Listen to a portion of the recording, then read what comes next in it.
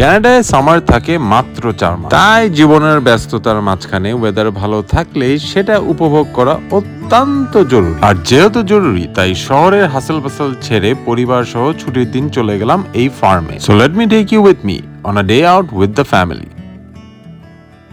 ছুটির দিন হলেও দিনটা শুরু হলো very early, and I mean Currently it's 7:30 on a Saturday. This is early. This is too early. সারা দিনের জন্য প্যাক ট্যাগ করে রওনা হয়ে গেলাম পুরো ফ্যামিলি মিলে। খুব একটা দূর না, টরন্টো থেকে 60-70 কিলোমিটার দূরে ঘন্টা খানেকের ড্রাইভ কেটে গেল বউয়ের সাথে হাসি ঠাট্টা করতেই। এই ছোট্টখাটো ফ্যামিলি ডে আউট গুলা আমার খুবই পছন্দ, কখনো বামে মোড় তো কখনো ডানে মোড়। এই করতে করতে 1 ঘন্টা 15 মিনিটের মধ্যেই পৌঁছে গেলাম পিঙ্গলস ফার্ম। শহর থেকে খুব কাছে 148 একর্স ল্যান্ডের উপর এই ফার্ম। আর সেই ইনফরমেশন জেনে মাথাটা ঘুরে গেল, নিজেকে সামলায় পৌঁছে গেলাম লাইন ধরে 3টা জেনারেল অ্যাডমিশন টিকিট নিতে। আমি নিজেকে সামলালেও ছেলে ছিল এক্সাইটমেন্টে ভরপুর। বউ পড়ায় দিল অ্যাডমিশন ব্যান্ড আর শুরু হয়ে গেল আমাদের অ্যাক্টিভিটিতে ভরপুর এই দিন। প্রথমেই খেলে ফেললাম ছেলের সাথে একটা game of checkers. I love this guy. He's such a sport. The game ended in a draw.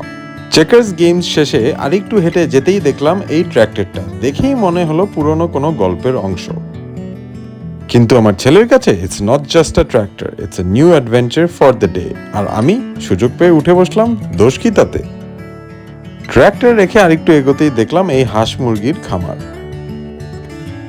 আর তখনই রিয়েলাইজ করলাম ছোটবেলায় গ্রামে গঞ্জে এগুলো আমি অনেক দেখেছি, কিন্তু আমার ছেলের কাছে this is a complete new experience.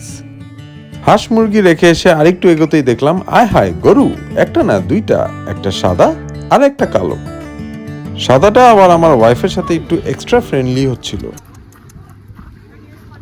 Sofa দিনটা খুবই এনজয় করতেছি, আরেকটু আগাতেই দেখলাম আয় হায় একই কাণ্ড।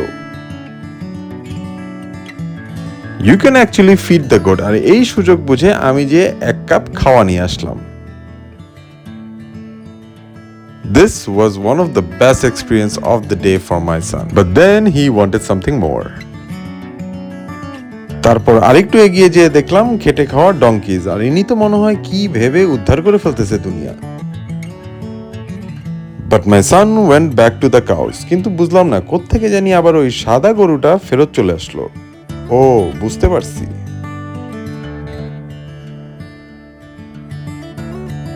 আরো ছিল কিছু sheeps and some pigs, but my son wanted to see the real deal.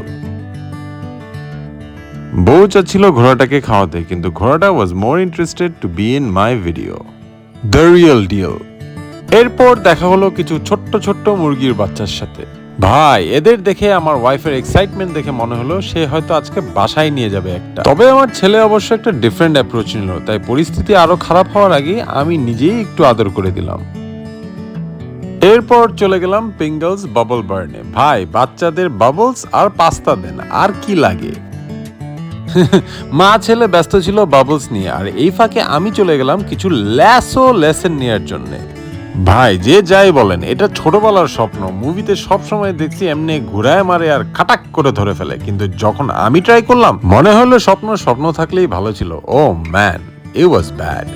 Lasso ঘুরাইতে যে মাথা ঘুরাই গেল, আর এই ঘুরানি থেকে খিদা লেগে গেল। খিদায় আপুর দোকানে যে আপুকে বললাম, আপু কি ভালো পাওয়া যায় আপনার এখানে? আর আপু ধরাই দিল chicken tenders and fries. So welcome back to another episode of eat out with স্বদেশ।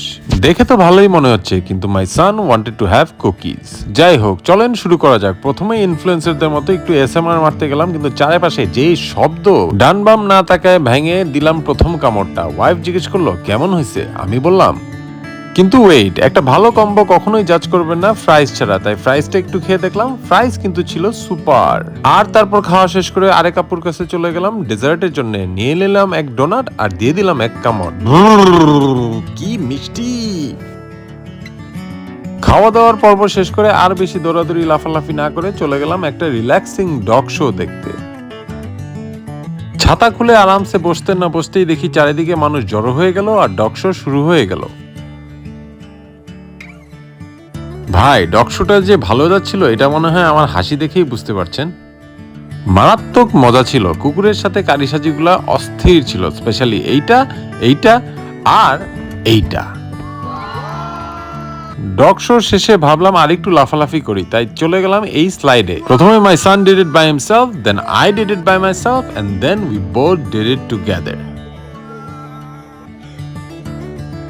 তারপর বিকাল গড়িয়ে আসতেই দিনটা শেষ করার আগে চলে গেলাম এই ওয়াগন রাইডে। এই ওয়াগনে চড়ে পুরো ফার্মটা ঘুরে দেখতে পারবো, তাই 32টা দাঁত বের করে ক্যালকেলায় হেসে দিলাম। And the farmer had some important things to say. যদিও সে বললো রাফ রাইড, কিন্তু আমার কাছে তো লাগলো এক্সট্রিমলি রিল্যাক্সিং। এরকম খোলা গাড়িতে বাতাস খেতে খেতে, সঙ্গে ধুলা খেতে খেতে ভালোই লাগছিল পুরো ফার্মটা ঘুরে দেখতে। এরই মধ্যে একটু দূরে যেতেই কিছু রিয়েল কেনেডিয়ান ফার্মারের সাথে দেখা হয়ে গেল। হাই দিলাম, কিন্তু পাত্তা দিল না। ওয়াগন রাইড শেষে বের হয়ে মনে হলো দিনটা এখানেই শেষ করি। আর বের হতে হতে মনে হচ্ছিল যে হয়তো আমরা বাবা মারা খুব বড় কিছু করতে পারি না, কিন্তু আমার ছেলের জন্য এরকম ছোট ছোট দিন, ছোট ছোট এক্সপিরিয়েন্স গুলো আর ছোট ছোট মেমোরিজ গুলাই তার বড় হওয়ার গল্পের অংশ হয়ে যাবে। তো আর কি, ছোট করে একটা সাবস্ক্রাইব মেরে দিন।